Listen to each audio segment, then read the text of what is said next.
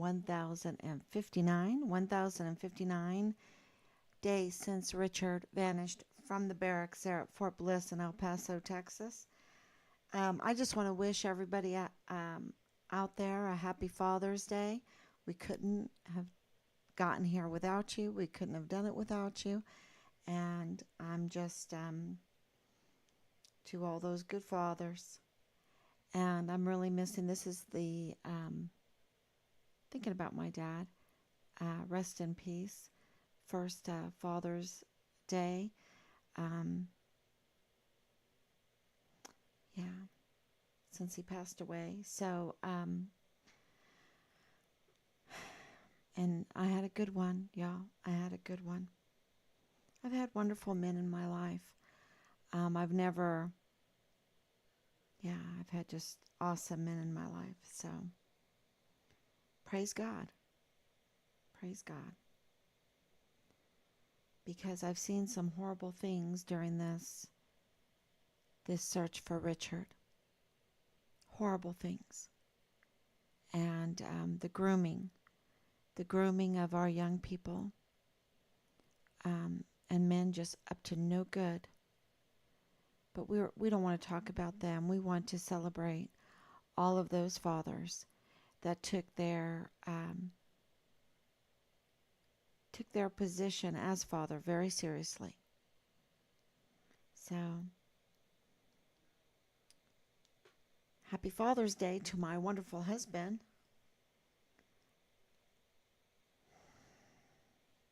We spent the whole day celebrating. It's been awesome.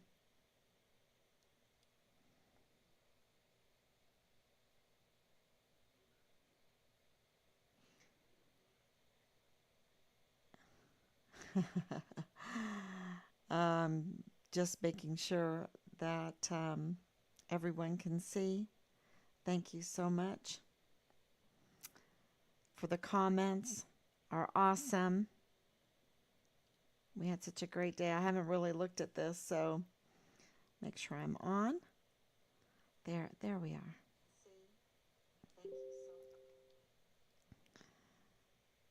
Okay, so we're ready to go. All right, everyone, happy Father's Day, and I am coming on a bit early today because it is Father's Day, and I have a lot to talk about Richard, about what happened at the beginning when he disappeared in 2020, and I have to take this opportunity to really answer any questions that have been sent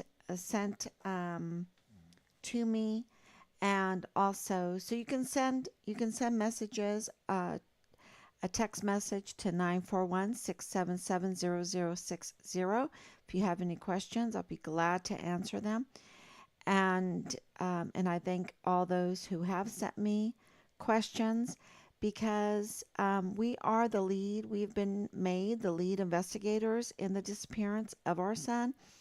And people's questions, people's comments, even anything in retaliation has helped, because it makes us go back, look at everything, reevaluate, and we find things while we do that.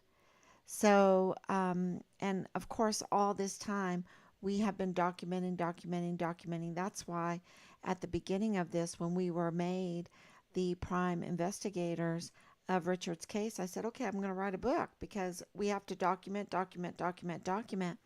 And things have changed so much. And one of the things that changed this week was, well, I think the whole strategy of Richard's case, Team Find Richard Halliday, has changed this week.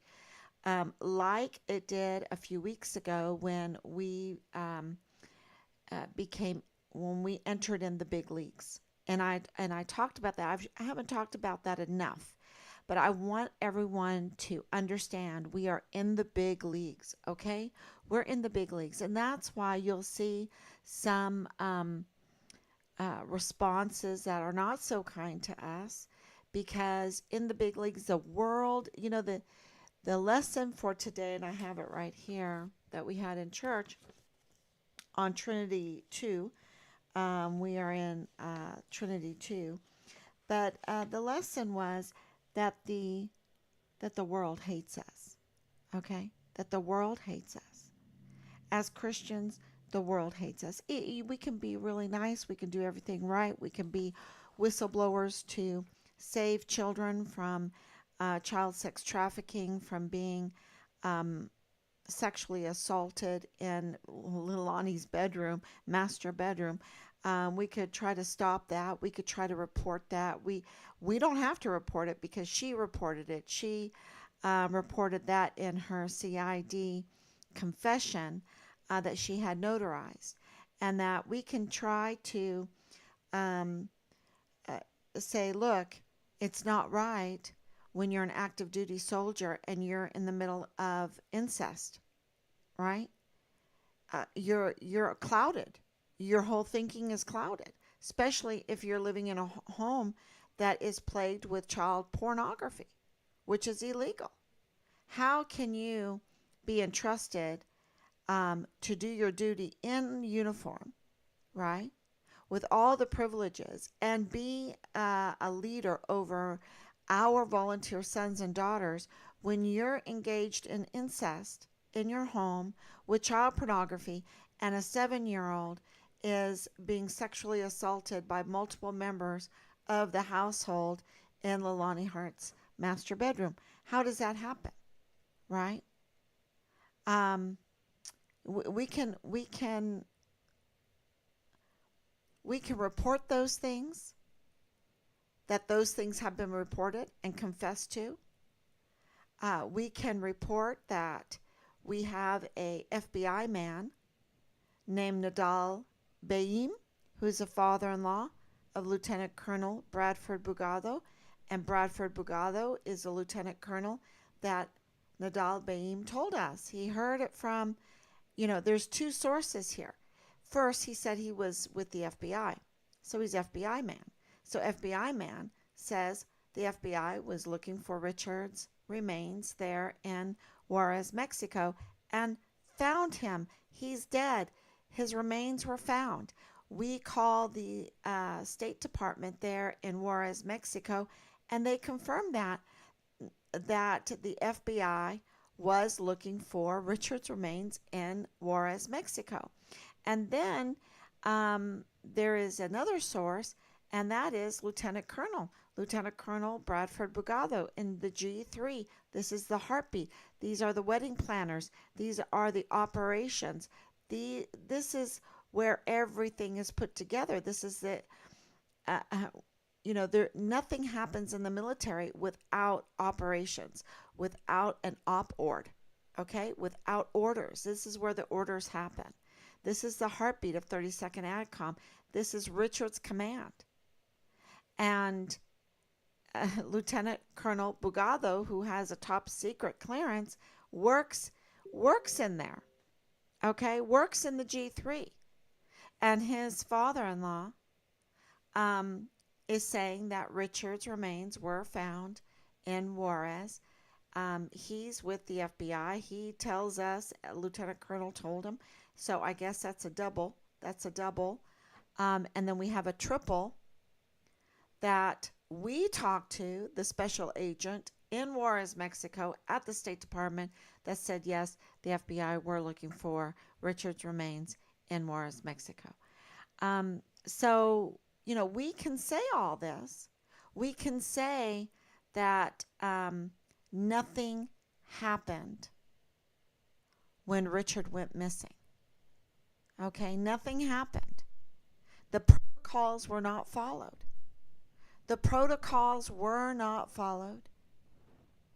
And it was so bad that Captain Yoshida on day 36, when my husband called him to say, what is going on? We haven't heard from our son. That he was upset, that he was breaking. His emotional state was breaking. My husband mouthed to me, it looks like he's crying. He's crying. It sounds like he's crying. Okay? And so he was upset. I could barely hear him because I was sitting next to my husband. And my husband was like, he's really upset. Something happened with Richard. Richard is a deserter. They're telling us Richard is a deserter. This is day 36. This is the 28th of August, 2020. And then they decide to do something. The CID, because that was a Friday. So on a few days later, they put in information to have Richard as a yellow Interpol. Okay, we're going to find out everything that they did on that time period, because we finally find out, we're upset, and they're like, oh my gosh, maybe we need to do something. Okay, and they put in a yellow Interpol. Yellow Interpol means Richard is missing. Okay, he's not a danger to anybody.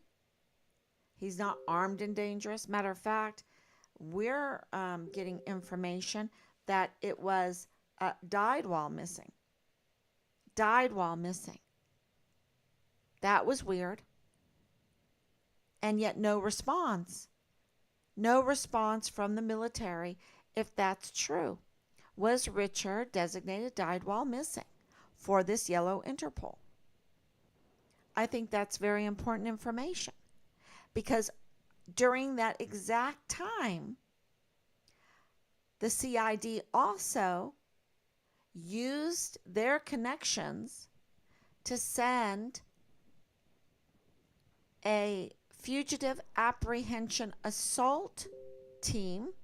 So the Fugitive Apprehension Unit assault team to our home, where, before we even knew that they were there, coordinated with each other, that one would walk to the backyard, to our lanai area of our home, and the other one would come to the front door. Okay. An assault team from the Fugitive Apprehension Unit does not come to someone's house without warrants. Okay? They don't do that. They're an assault team. They're an assault unit. They are the Fugitive Apprehension Unit. They're in full battle gear. And we can tell people that this happened, because it did. Just like FBI man. So it's really hard for people to wrap their head around that they would send with a yellow Interpol. And why is this important? Because in order to send such a unit to our home, you have to have a warrant. In order to get a warrant, you have to have a judge's signature. And in order to get a judge's signature, you have to have a probable cause. That probable cause means that Richard is a fugitive, that Richard is a deserter, that Richard is a threat to society, threat to our neighborhood, threat to Sarasota, threat to the family, that he's armed and dangerous. And none of that applied. And when they came to our house and we talked to them, they absolutely did not act accordingly to that Richard was a threat. Okay? That Richard needed to be arrested. That Richard would be even there to be arrested. It was a show. It was a show of intimidation. And I don't know if they were unwilling participants or they were glad to be that intimidating force to come to our house, while the CID in the background is putting in a yellow Interpol for Richard, which is missing, not a red Interpol. Go look at those notices. The yellow Interpol, the red Interpol. There's many different colors. We are concerned with yellow Interpol and red Interpol, because if Richard was what the CID was telling us, that he was a deserter, he would be a red Interpol. But that's not what they did behind the scene. Um, it's like there is a different media, there's a different narrative behind the scene than what is going on to the family, what's given to the family. That has been very clear. And so here they come. They cannot, at this point, we didn't even think. See, we're so naive.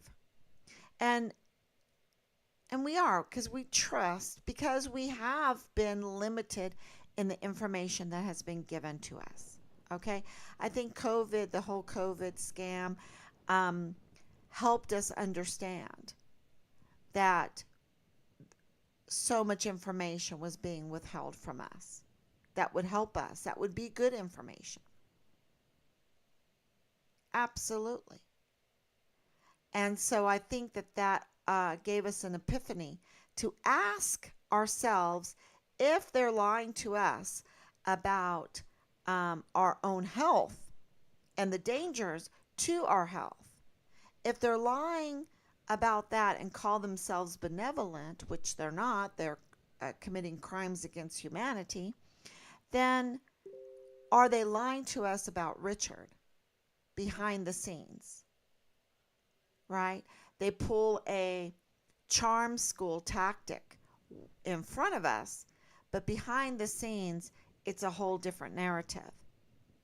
And so we checked into it, that yellow Interpol.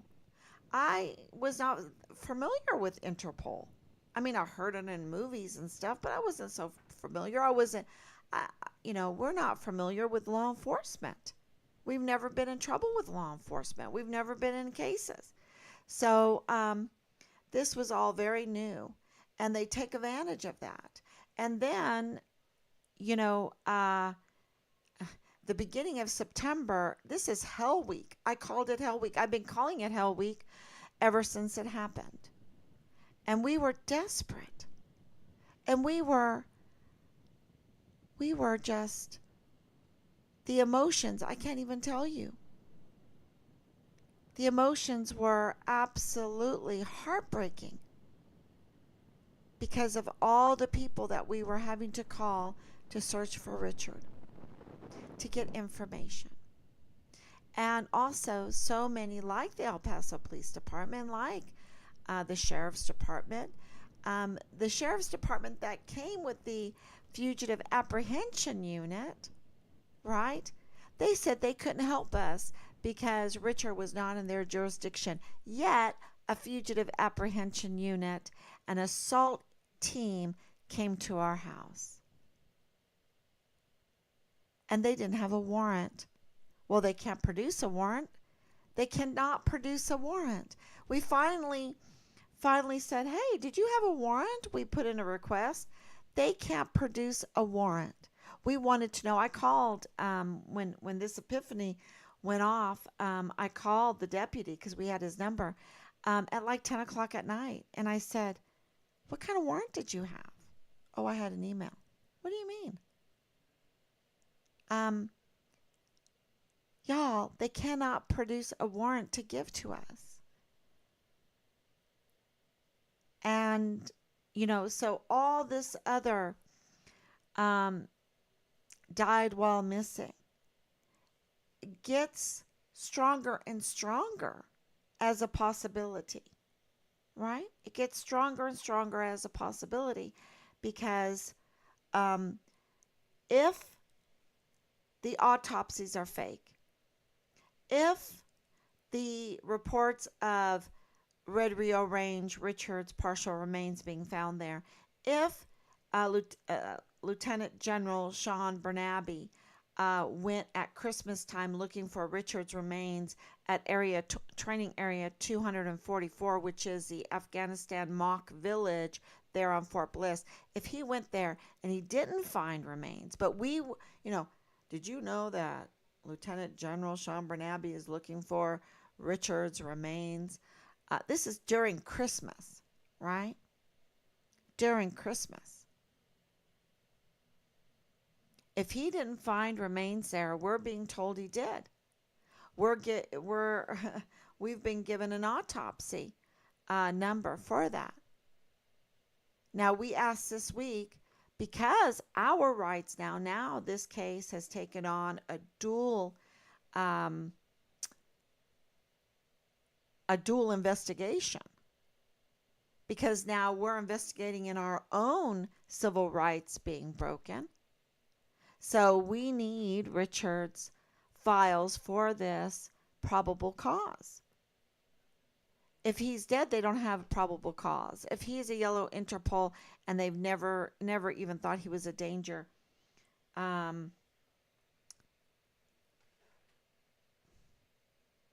signal is going out, y'all. My signal's going out. Okay, we'll see.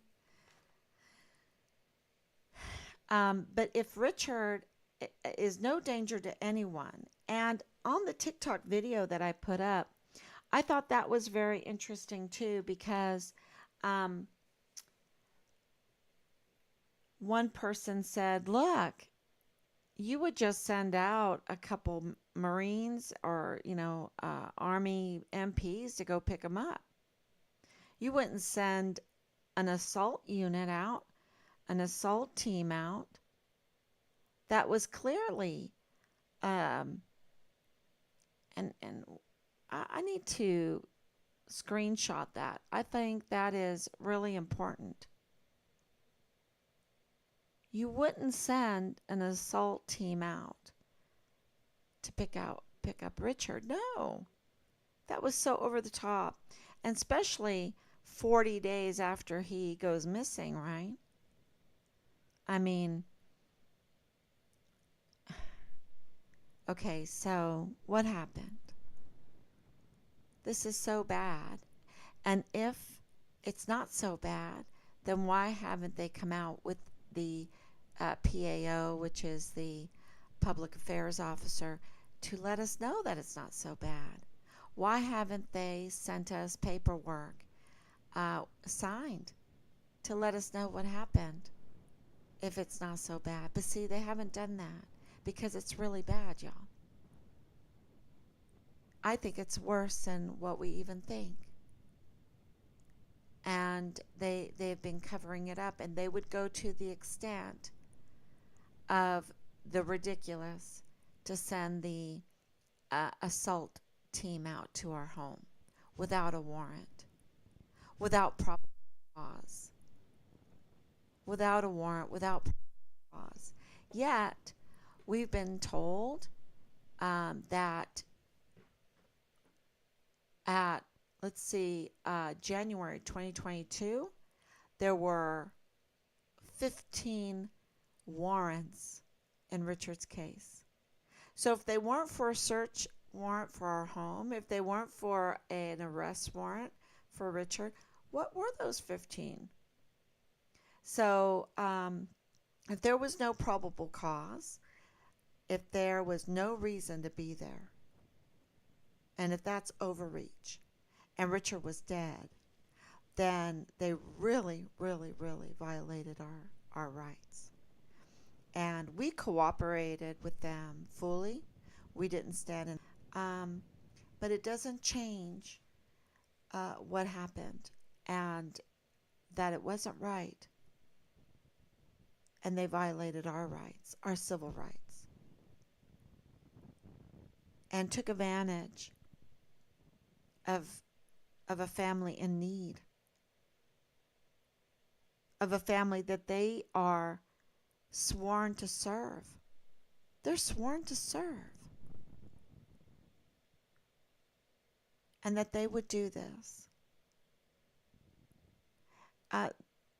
There's something wrong in our society that allows this kind of culture, this brown shirt kind of culture. It really is. To just go and feel like you can do that to a family when they're vulnerable. And we were very vulnerable at that time. We couldn't get any help. Richard was not on the books at all. He was not on the rolls, y'all. They kicked him off. They told us he was a deserter, that he was a fugitive. So if he was that, then why was he a yellow Interpol and not a red Interpol? Why didn't they have a probable cause? Why didn't they have a warrant? Okay? And if we're mistaken, then give us those files, give us that information. So we put that in, and we're waiting. And then another thing, um, we have been saying that the saboteurs have stolen Richard's name. They've stolen our family's cause, Find Richard Halliday, by creating a page saying the real Find Richard Halliday. And that's a crime. And to say that they're not FBI or he's not FBI, how do they get access to records in the FBI? How do they know? Because Nadal Baim said he was FBI. Okay? That he said he was with the FBI. So does he know more? Do they know more? This saboteur group? And it is interesting that with all of the crimes they've committed, they've now taken the page down. But they created a new page. So they took down all the evidence, which is documented. It's all documented. It's all screenshot. But yet they feel like they still have to try to sabotage the search for Richard. And they don't have answers. They all they have is unkindness. All they are is up to no good. And we want official documents because, look, we have Leilani Hart as one of our suspects. We have many suspects. She's one of them. And we have a key witness, a prime witness to her, and the CID didn't even want to talk to him. They haven't even visited the crime scene. They haven't even addressed all the irregularities. And if this was no problem, then where is the summary on Richard's case that we've been waiting for weeks? For weeks.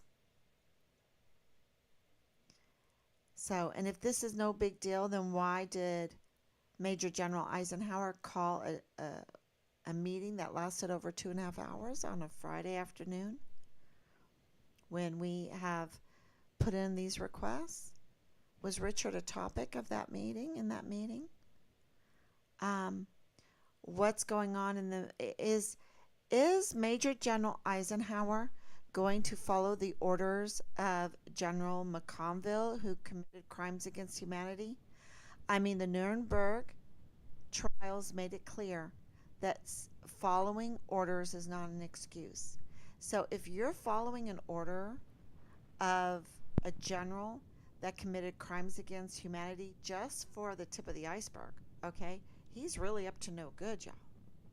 He has betrayed our country and betrayed the world with this, the DOD were the tip of the spear with this crimes against humanity during COVID.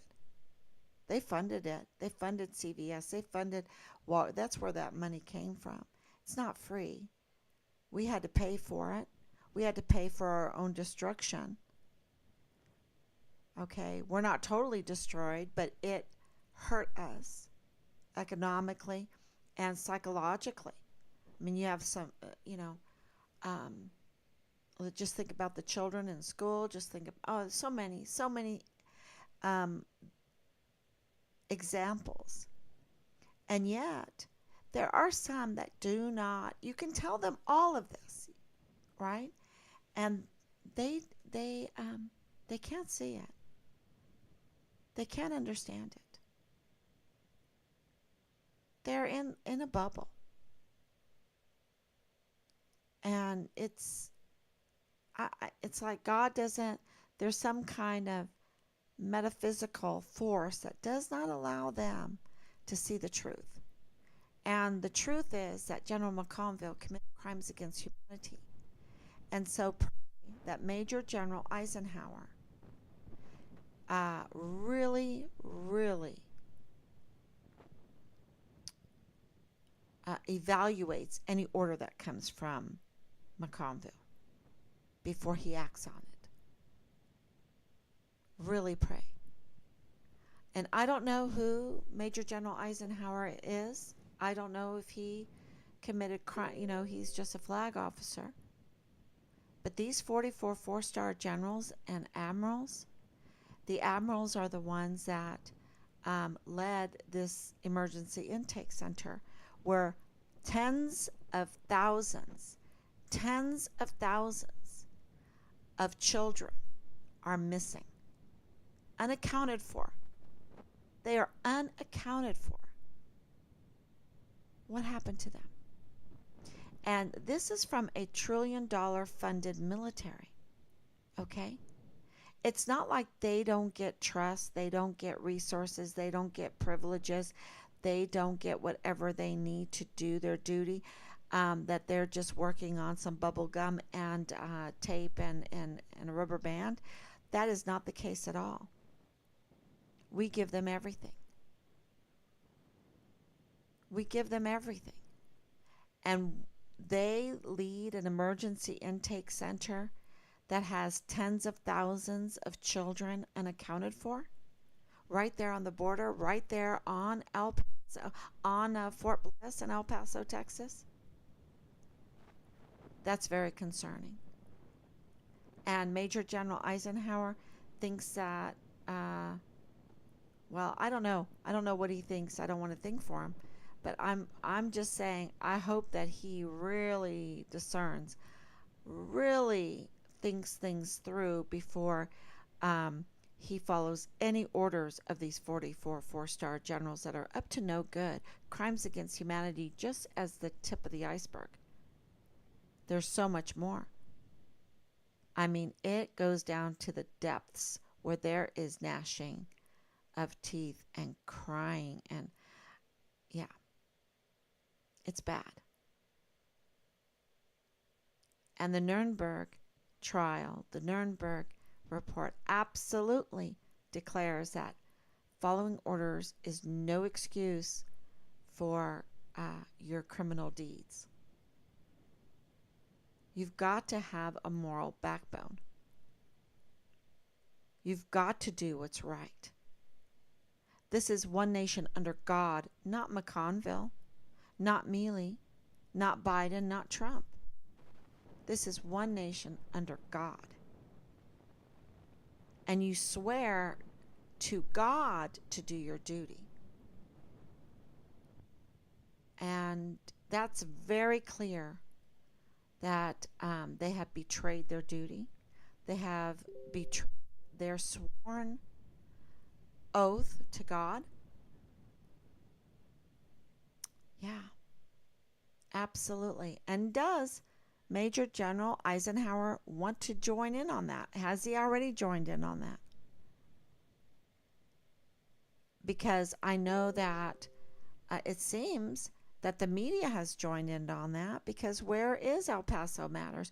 Where is Miss Korcherga reporting on all of this? Right? Where is she?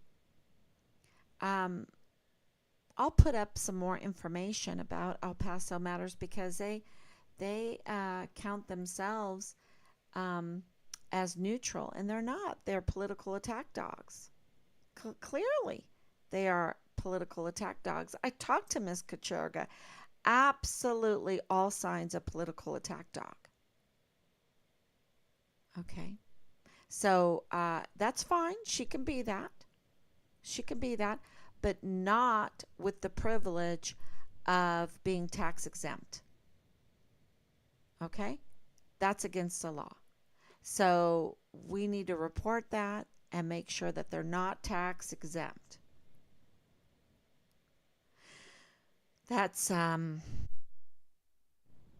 Paso. Sorry, I said Media Matter. El Paso Matters and KTIP. Yeah. And there's others. There's others.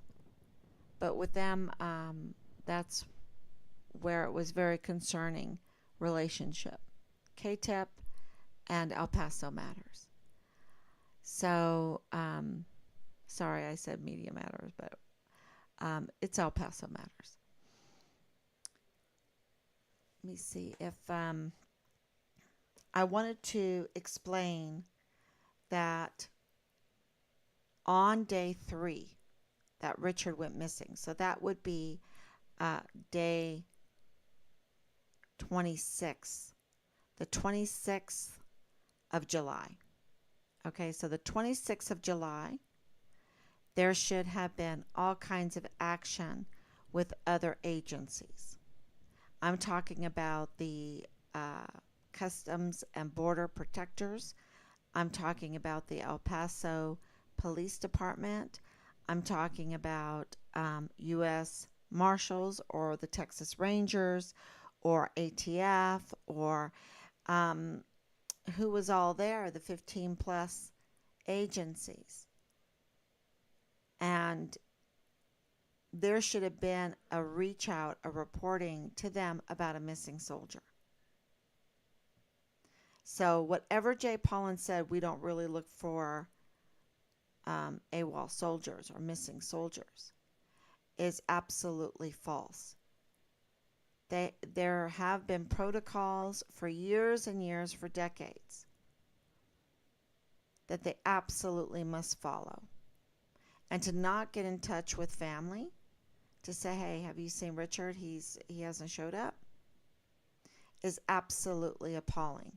And they, on day 3, could have done that through the El Paso police and the military police. They could have done that day 1, day 2 through the military police.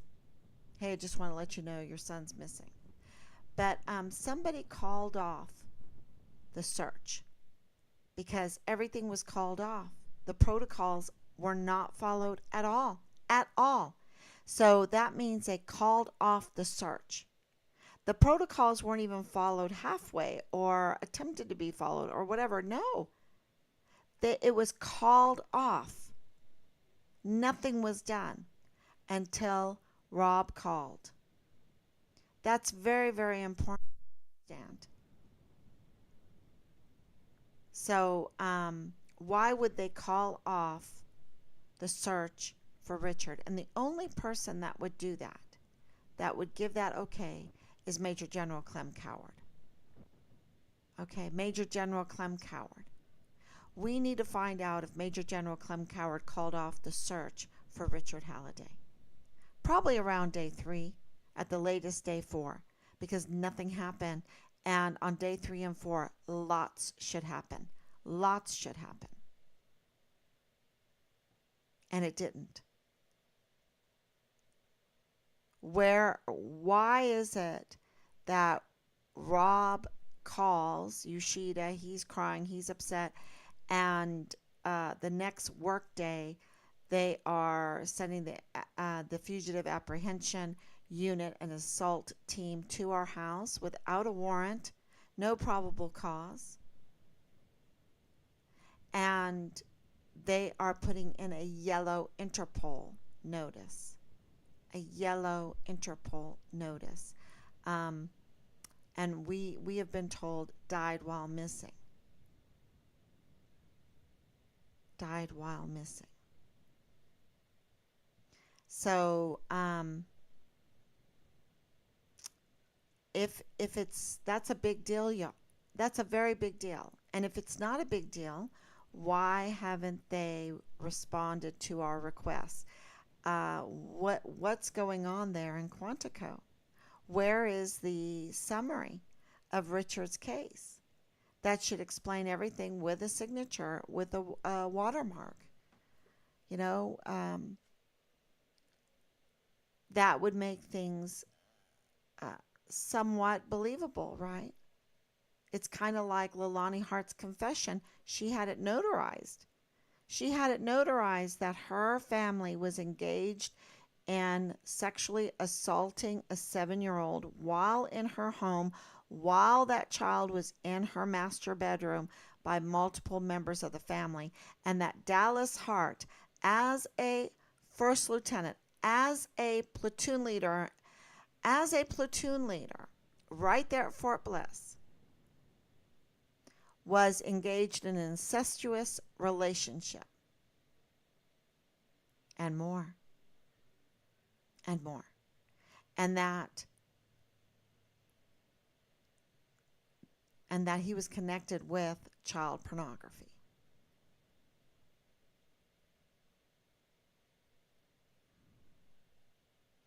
Now, that is a big deal when Richard complains to the Child Protective Services, hands in sex videos, and that he complains to the CID. And the barracks are all over the barracks because of Halliday. What were all the complaints that Richard was putting in?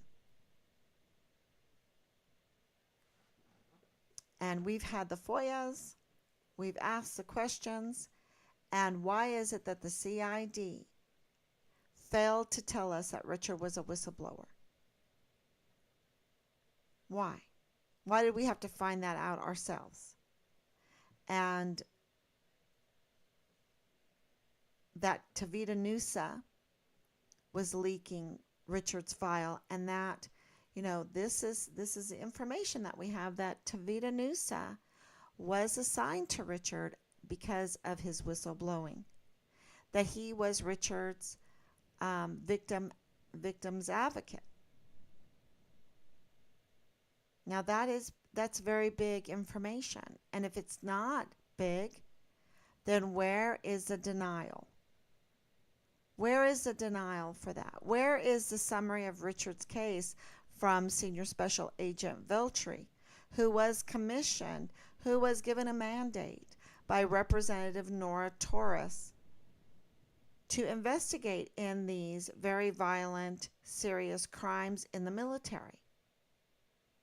Who was given funding? Who gets their paycheck paid by the work of Norma Torres in this very serious order, mandate, will for our volunteer sons and daughters? Yeah. So we notified Representative Norma Torres about what was going on, about the lack of transparency, about the lack of investigation. 15 months, nothing was done, and we have a prime witness not being ignored and then retaliated against by the prime suspect or by a suspect. I think it's and then the media, where's Ms. Korcherga? She absolutely knows about the story. I talked to her just recently on the phone. She doesn't want to say, hey, where are the answers to these autopsies? Where are the answers to all of this, these questions that this family has about their son? It's a big story. So, okay. Thank you, everyone. So I just want to wish everybody a happy Father's Day, and I will be back on tomorrow, God willing. And remember to write the letters. Write the letters, and I'll give you the information tomorrow about El Paso Matters and KTEP, about to Major General Eisenhower. I think he needs, and it's with an I, I-S-E-N, but if you're spell check, watch out for that, because I've seen the spell check change it to E-I-S-E-N, but it is Major General Eisenhower with an I, write him some letters. Write the DA, Bill Hicks, some letters about firing Richard Halliday, about this fugitive apprehension group not being able to produce a warrant. And why would they even send them anyway if it wasn't for to intimidate and to make us think that Richard was some kind of criminal. See, from the very beginning, that's what they were trying to do, to paint a picture to the community all around us and to Team Find Richard Halliday that Richard was some kind of criminal. And they withheld the information that he wasn't a criminal, that he was a whistleblower, and that he was a whistleblower against child sex trafficking, child sex assault, child pornography, and I would even say the incest by his platoon leader, who I believe is Dallas Hart. If that wasn't a big deal, why haven't we gotten an official report? I'm not talking about something in social media. I'm talking about from the U.S. Army, right there, from 32nd ADCOM, the G3, maybe Lieutenant Colonel, I don't think he's there now, Lieutenant Colonel Bugado, he could then, say, hey, yeah, First Lieutenant Dallas Hart, who's no longer with us, he was the platoon leader, or he wasn't the platoon leader for Richard Halliday. But they won't answer us. Why? Because if he's a platoon leader, everything makes sense. Then you know why Leilani Hart got involved in all of this, why she wanted Richard's files, why they were leaked to her by Tavita Nusa, her cousin, and also who she was having an intimate relationship with. This is all, this is all documented, and, the Quantico CID is ignoring it.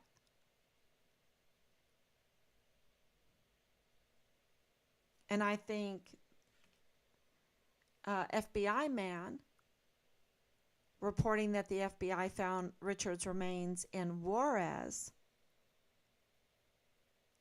already.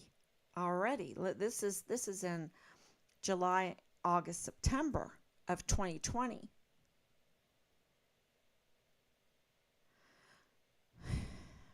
And we get reports that Richard was brutally tortured, murdered, and dismembered. And that because this is some kind of sex cult demonic group, that they, I guess they didn't want to get caught like Vanessa Guillen's remains were all in one place. So they decided to put Richard's remains in different places. I don't know. I don't know what their reasoning is behind what they did. And I think that the military, the least that they could do, if this is not serious, if this is not what this is, could write us a formal letter that I could show to the world that is signed, that has a watermark, that has a seal, that has a header, right? So that, because right now our military has been weaponized against us. And the leadership is internally weaponizing themselves against our volunteer sons and daughters. That's why the sexual assaults are up. That's why the suicides are up. That's why the murders are up. That's why we have all of these problems in the military that we didn't have before. There is something going on here. It's a systemic problem.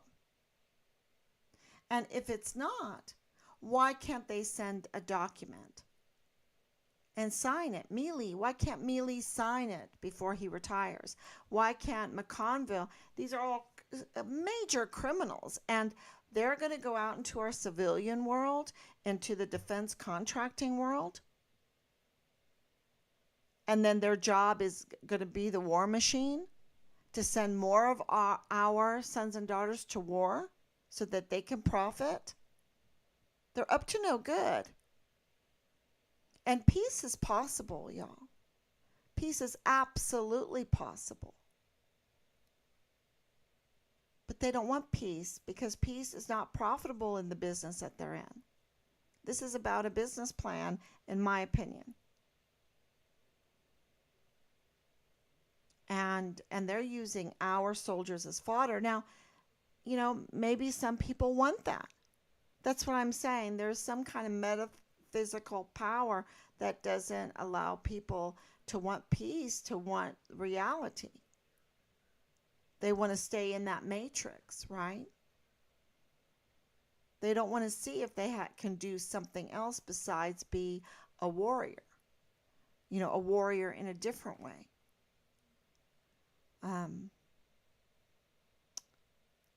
So I'll let y'all enjoy your Father's Day finished. And I just want to say, God bless you all. Please pass this around. Share this. Also write letters to who, I'm not going to read your mind, read your heart, who you would like this to go to, but I'm going to say there has to be a letter out somewhere, somehow, continuously. We need to fight this battle, this narrative battle, this internal battle that we're having. Because, it's upon us, whether we want it or not, right? That's from Lord of the Rings. War is upon us, whether we want it or not. And this war is a different kind of war. It's a war for narratives. It's a war of business plans, of the direction of how our country is going to work and function, and for what, if it's going to be for the monopolies, if it's going to be for the war machine, if it's going to be for the health care industry or whatnot. And we need to direct our own country instead of being led by the nose, so to speak. And we can do it. We have to have confidence, and I'll tell you a little story before I leave. So, and I probably should share pictures. But in the spring, I love my garden. Right now I have strawberries and cucumbers and potatoes and tomatoes and grapes and sunflowers and bush beans. I had garlic that they're drying now. Lettuce and carrots. Those are just about done. The carrots are done now. Peas I had. It's my time, right? To get out there. I have to take care of it. But this year I planted some flower seeds.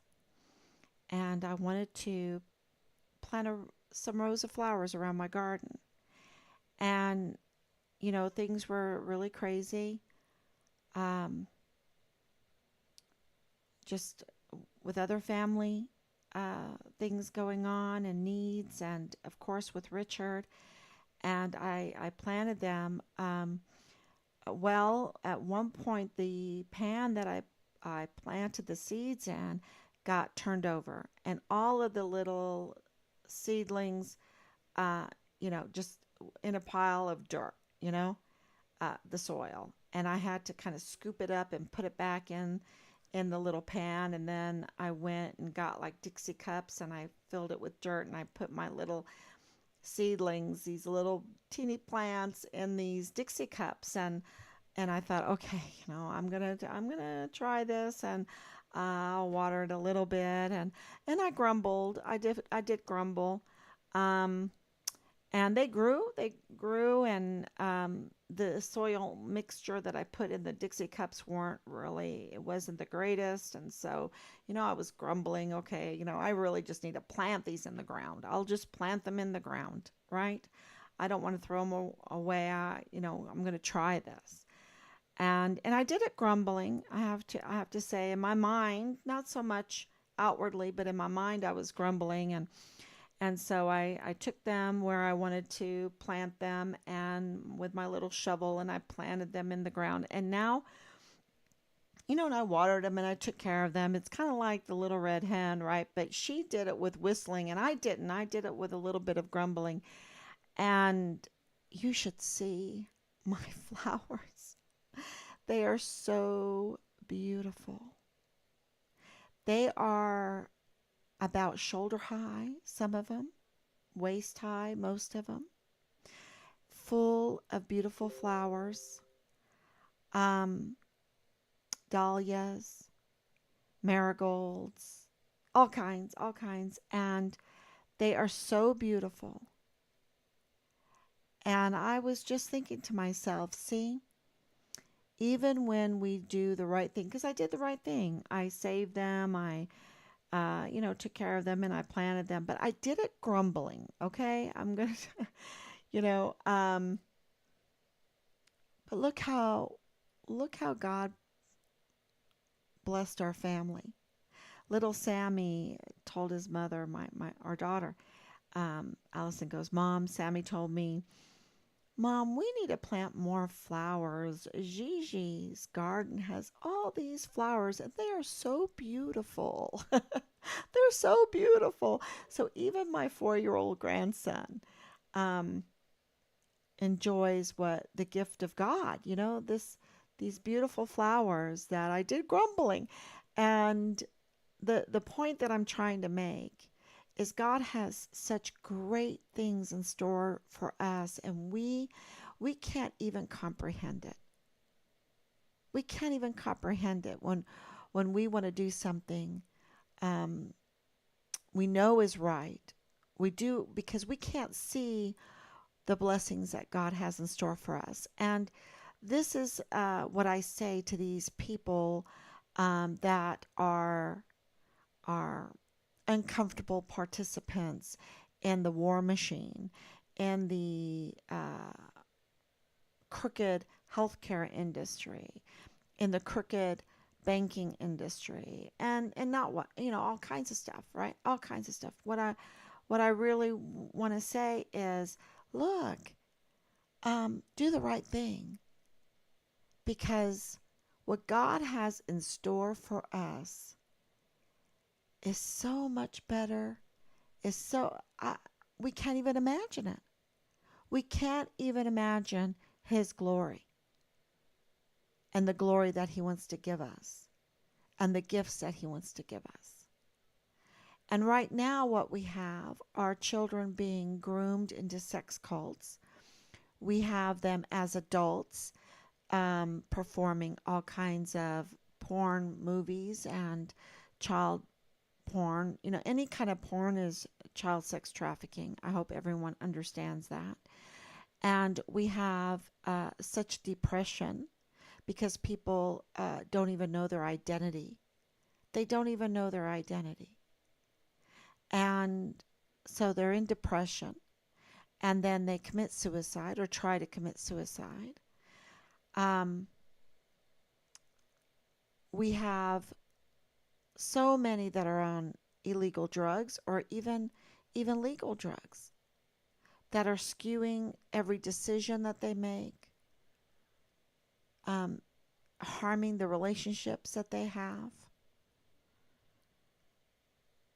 That's what we have with not having faith in God on the unbelievable gifts He has in store for us.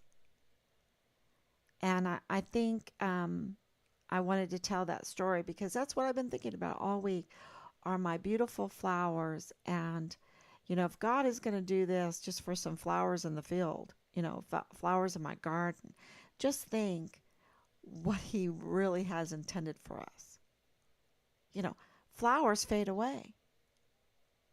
And, so they're just a symbol. But there are things that are permanent that He wants to give us, that He wants to bless us with. And so this is not a new lesson for me. This is a reminder lesson for me. And I had to share that huge reminder because in church today, our priest was talking about how the world, we can't be surprised that the world hates us. And I know that this week I was talking to Team Farm Richard Halliday, and they were saying how um, most moms would have just folded up by now. That's what they said. As like they're giving me a compliment. And I in my mind, how I respond to that is, um, well, I know that I've been told by John, right, in the Gospel of John. Um, I have the exact reading here, right? It's not the Gospel of.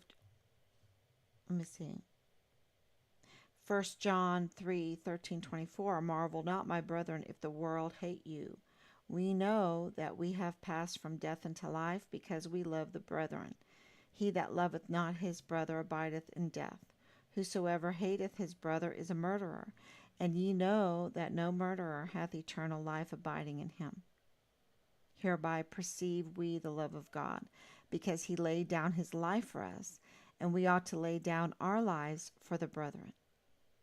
But whoso hath this world's good, and seeth his brother have need, and shutteth up his bowels of compassion from him, he dwelleth the love of God in him.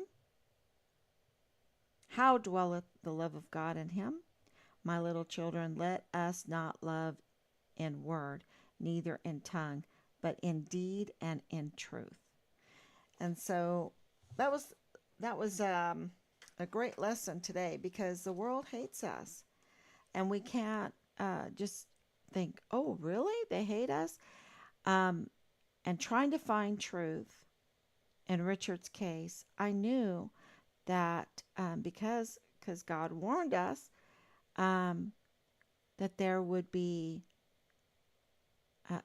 flack coming at you when you're over the target. So the flack comes at you when you're over the target. And so I've been looking for the flack, because I know that I'm getting to the truth. And this week we've had a lot of flack. But